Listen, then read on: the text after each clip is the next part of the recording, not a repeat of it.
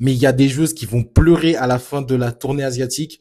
Vu le nombre de points à défendre, je ne sais pas comment elles vont faire. Venez, on prend le temps d'en parler là un peu là. 2340 points, c'est ce que Queen Wenjing va devoir défendre. C'est mort. Je vous le dis, c'est mort. Elle revient de blessure. Ça va être impossible à défendre. Impossible. S'il y a bien une chose qui va drastiquement tomber au classement, c'est bien elle. Arina Sabalenka a 1615 points à défendre. Il faut le dire, elle était en pétard l'an dernier sur la tournée asiatique. 1000 points de l'Open de Wuhan, 400 des WTA Finals et bien évidemment 215 points qui viennent du tournoi de Pékin. Iga Swiatek n'a que 400 points à défendre. Elle n'avait pas joué l'an dernier durant la tournée asiatique. Du coup, ces points ne proviennent que des 2 victoires qu'elle a eues lors des WTA Finals. Ça manquait un peu de lumière. Bref, Coco Gauff, 2690 points à défendre. Clairement, l'an dernier, c'était l'une des meilleures joueuses sur la tournée asiatique. Elle a quand même gagné Pékin. Elle gagne aussi les WTA Finals. Elle fait demi-finale à Wuhan.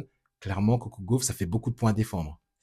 On va voir. Mira Andreeva a 604 points à défendre. Faut le dire, elle a eu un été un peu décevant sur dur. Donc, on va voir ce qui va se passer là durant la tournée asiatique. Elle revient de blessure.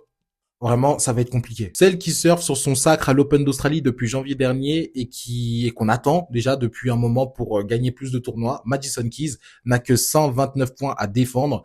Clairement, s'il y a bien un moment où il faut essayer de gagner des points et de changer le narrative, c'est maintenant. Jasmine Paolini, numéro 8 mondial, qui a eu, on va dire, une saison décevante en Grand Chelem cette année, n'a que 480 points à défendre et potentiellement, c'est déjà un gros game changer parce qu'elle veut jouer les WTA Finals cette saison encore.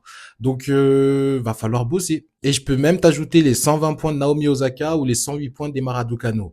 Bref, dans tous les cas, ça va être très compliqué pour beaucoup de joueuses. N'hésite pas à me dire qui est-ce que tu vois s'en sortir en commentaire et surtout, n'hésite pas à t'abonner. Allez, ciao.